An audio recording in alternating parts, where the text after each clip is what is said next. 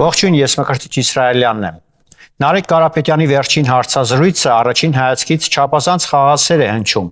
Իրենց հզոր առաջնորդը կամ իր հորեղբայրը եւ ռուսաստանցի օլիգարխ Սամվել Կարապետյանն ու մյուսները առանձնապես քաղաքական առումով որևէ բանի դեմ չեն։ Չեն ընդդիմանում Թրամփի նախագծին, չեն մերժում Ադրբեջանի հետ խաղաղության համաձայնությունը եւ ընդհանուր առմամբ նաեւ դեմ չեն Թուրքիայի հետ հարաբերությունների կարգավորմանը։ Բայց հենց այստեղ է սկսվում ամենակարևորը, որը ջանասիրաբար փաթեթավորվում է ողջախոհության եւ պրագմատիզմի լեզվով։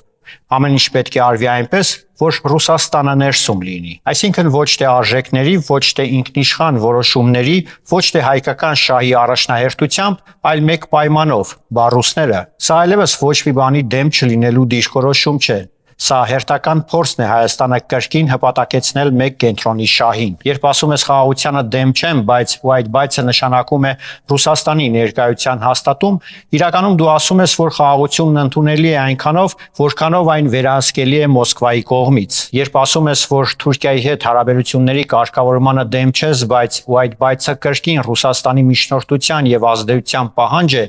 ուրեմն դու փաստացի ընդունում ես, որ Հայաստանը չի կարող ինքնուրույն խոսել իր հարևանների եւ հակառակորդների հետ։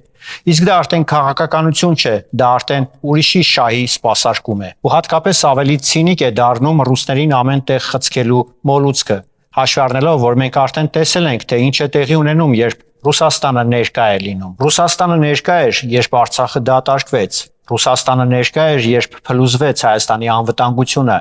Ներկա էր նաև, երբ խոստումները մնացին թղթի վրա։ Ու հիմա այդ նույն փորձից հետո մեզ կրկին առաջարկվում է այդ նույն սխեման, որպես անհրաժեշտ պայման։ Սա արդեն ոչ թե միամտություն է, այլ պատմական փորձից գիտակցաբար դասեր չքաղելու քաղաքականություն։ Խնդիրը նույնիսկ Ռուսաստանի հանդեպ համակրանքն ու հակակրանքը չէ։ Խնդիրն այն է, որ այդ մարդկանց մտածողության մեջ Հայաստանը երբեք սուբյեկտ չի դառնում։ Այդ մարդկանց համար Հայաստանը շարունակում է մնալ միջանցք, տարածք, գործիք եւ տեղ, որտեղ միշտ պետք է ինչ-որ մեկին վերահսկողի աթոռ ապահովել։ Քաղաքական հասունությունը սեփական օրակարգ ունենալն է։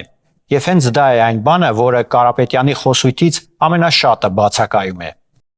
Ես Մկրտիչ Իսրայելյանն եմ, կհանդիպենք։